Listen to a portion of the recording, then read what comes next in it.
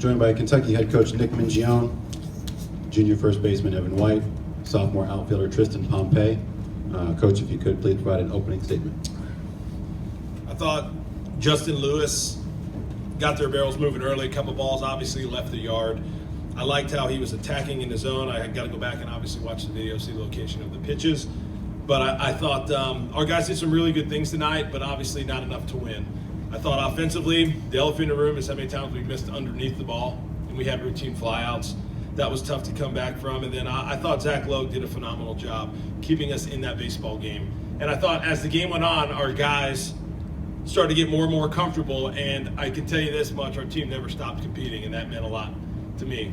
Can't thank the Big Blue Nation enough for coming out, setting an attendance record. Really proud for them to show up, and we're going to basically tell them all right now that we need them to come back tomorrow for 2 games and stand behind these guys because they deserve it. But can't thank them enough for creating an awesome atmosphere. We'll take questions for the student athletes. If you would raise your hand and speak loudly and clearly when you do so. All right, see you guys. What was it about the left-hander that you guys were not seeing the ball, or it looked like you had some funny swings at it? What was he doing that you hadn't seen or that you weren't picking up? I think he was just keeping everyone off balance. You know, I mean, we definitely should have done a better job at it, but you know, it is what it is at the end of the day, and we're just going to come back tomorrow and compete. Exactly what he said. I feel like he mixed locations and speeds well. Kept us off balance, and you know, obviously we wish we could have made the adjustment earlier in the game, but you know, you got to tip your cap to him, and he did a great job. You know, we're going to come back tomorrow and like Coach said, win 2 games. For both guys, how do you avoid putting too much pressure on yourselves now that you're in the loser bracket side of this region? I mean, there's no pressure for us. I mean, we've kind of been in this situation since we started the season off, so you know, it's nothing that we haven't dealt with before, and so we're just going to go at it full tilt like we always do. And Coach addressed it before the game, and you know, obviously it's postseason time, and you know, we're fighting for our lives right now, and all we got to do is do less. And in those big situations, those big games, take one pitch at a time, and make sure you're breathing and stuff like that. You know, we're going to be all right.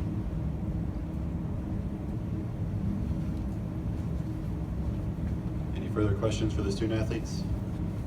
Curtis? Did you guys notice the crowd tonight? What was your thoughts on them? I love the crowd, honestly. You know, something that we never really experienced here before. You know, just setting a new attendance record. It's great, and having, you know, BBN behind our backs is just more support for us. It makes us just want to play for them and play for everybody. What he said. You guys have stranded a lot lately. Is that get frustrating for you guys, not capitalizing on that opportunity? I mean, yeah. I mean, that's what happens. I mean, we should be doing a better job, but I mean, you can only control what happens, and you know, that's just the outcome of it. Yeah, I feel like we've had some decent at-bats, you know, with guys on base. Just, you know, some things haven't fallen our way. That's part of the game, like Tristan said. You know, we just got to keep putting good at-bats together, and you know, hopefully some of those are going to start to fall. But we can't just pin it on that. We could have done better in different areas. So we just got to continue to take care of business and work itself out. Tristan and Evan, one of the hallmarks of your team all year is you never get too high, you never get too low. So can you kind of describe the difference in your emotions between the high of winning yesterday versus the loss this evening? Evan, you want to take that? Yeah, that's fine. That's a good question. You know, baseball's a game where you can't get too high, like you said, you can't get too low. So trying to keep that, you know, level-headedness and go about your business the same way each and every day. Regardless if you lost tonight or, you know, won yesterday, it doesn't matter.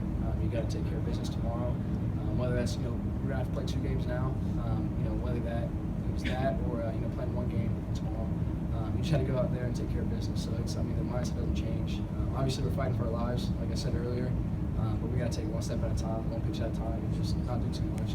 It's going to take care of itself. Any further questions for the student athletes? Thank you, guys. You're dismissed.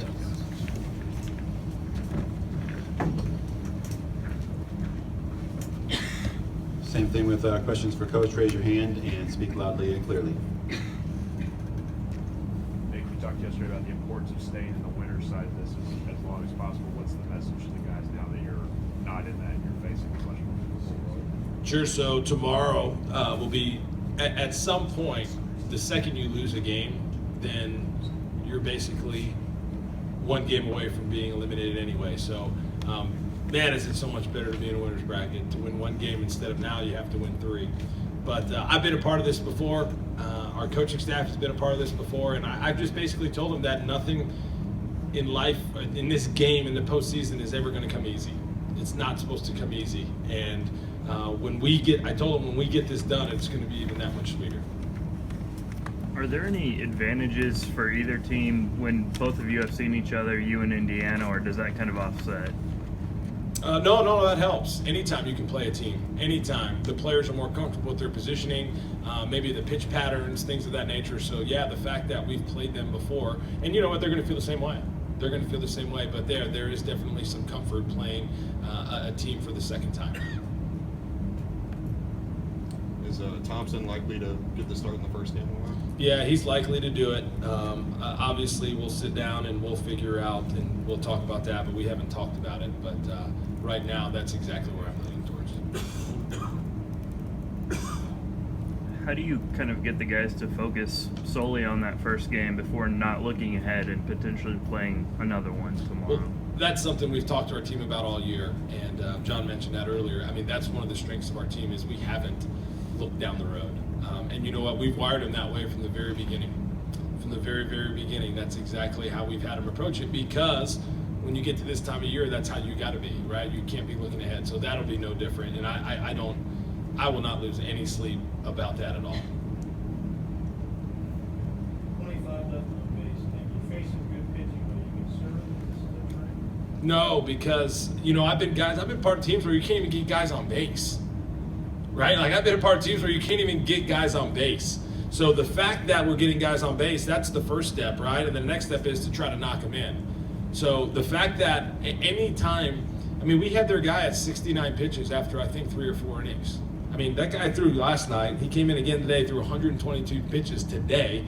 He threw over 70% off speed pitches, right? Like, those were stressful innings. So even though we don't cash in all the time, you know, those things lead and they help you get to the bullpen and things of that nature. So, yeah, do you want to knock him in? Absolutely. But, and are there some things that we need to do different? Sure.